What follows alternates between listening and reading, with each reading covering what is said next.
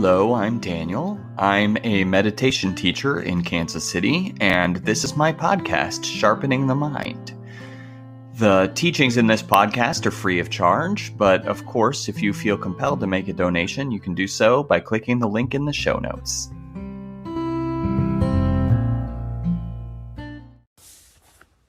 Hello. Today, this talk is called Company.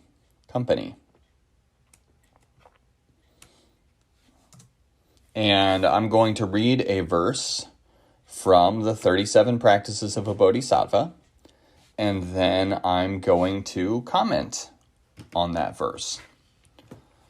And this one is verse 4. So I'm going to read it, and then I'm going to comment on it, okay? So, verse 4 from the 37 Practices of a Bodhisattva, or the fourth of the 37 practices.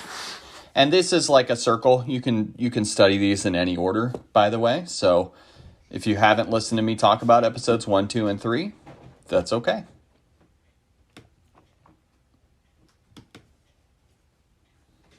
So here we go. If, while befriending someone, the 3 poisons increase, the activities of study, reflection, and meditation degenerate, and love and compassion disappear, then it is the practice of bodhisattvas to give up this company. I'll read that again.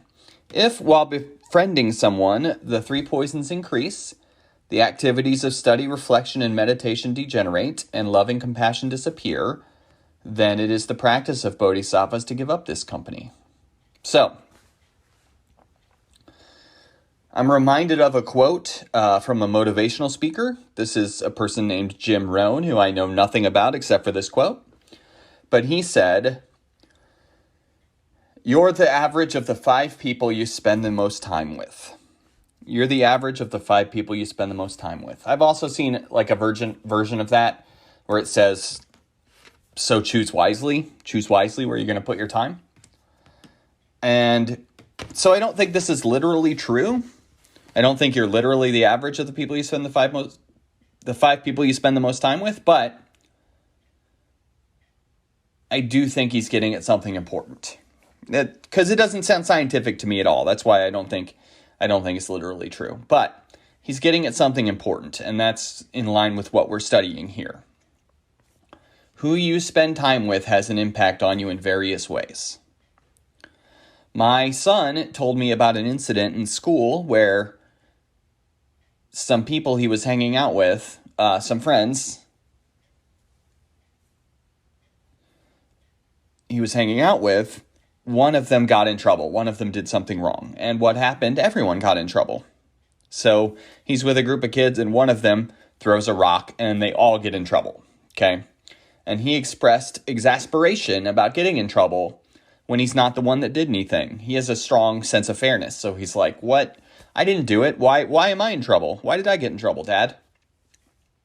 And the truth is that can happen to any of us. The message here that we're talking about is pay attention to who you're spending time with.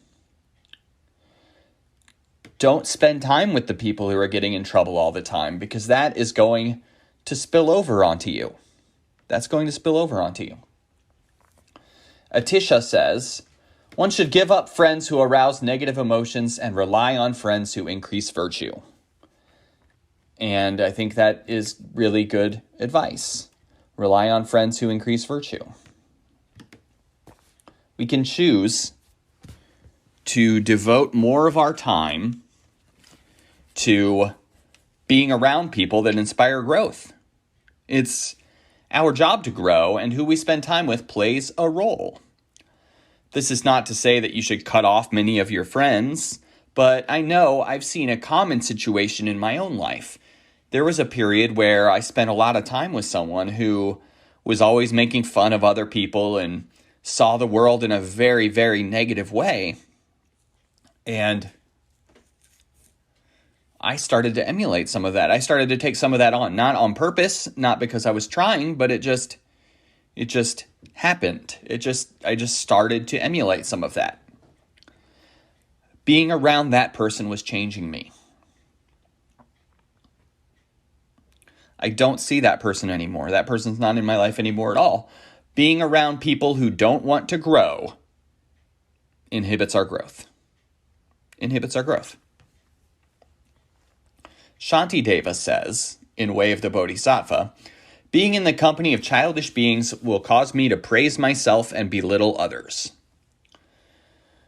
So being around certain people causes what we call the three poisons to increase.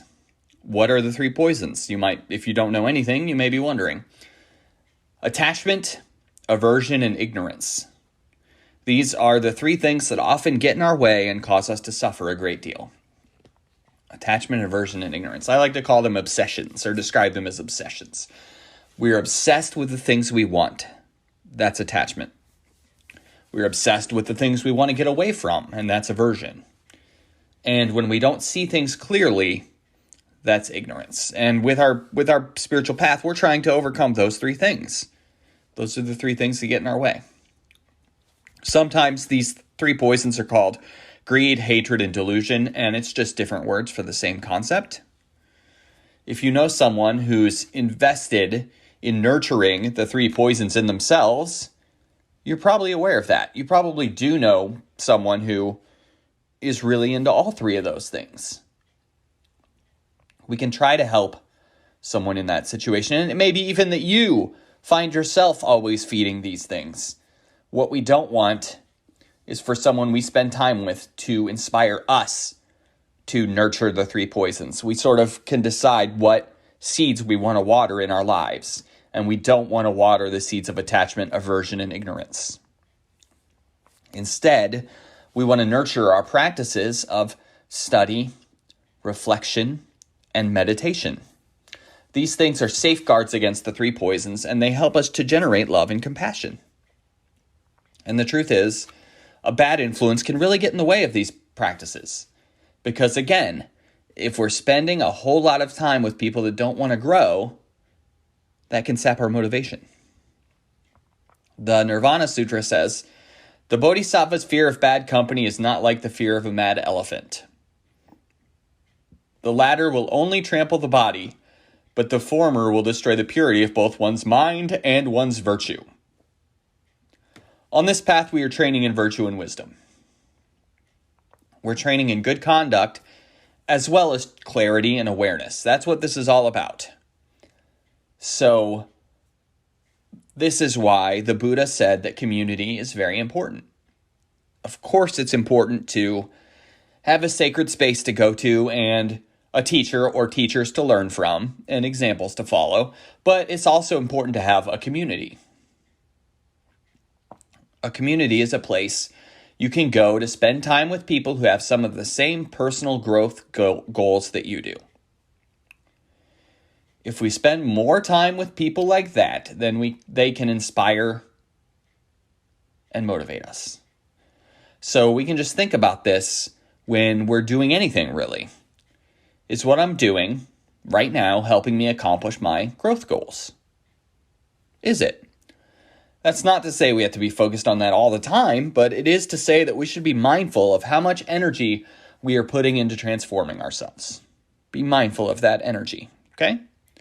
So that's it for today. Thank you for taking the time to listen, and have a good day. Hey, I'm Daniel, the host of the Sharpening the Mind podcast. I'm just going to talk to you for just a minute about Anchor. Anchor is a one-stop shop for recording, hosting, and distributing your podcast. Best of all, it's 100% free and ridiculously easy to use. And now, Anchor can match you with great sponsors who want to advertise on your podcast. That means you can get paid to podcast right away. In fact, that's what I'm doing right now by reading this ad. Go to anchor.fm/start to join me as a podcaster.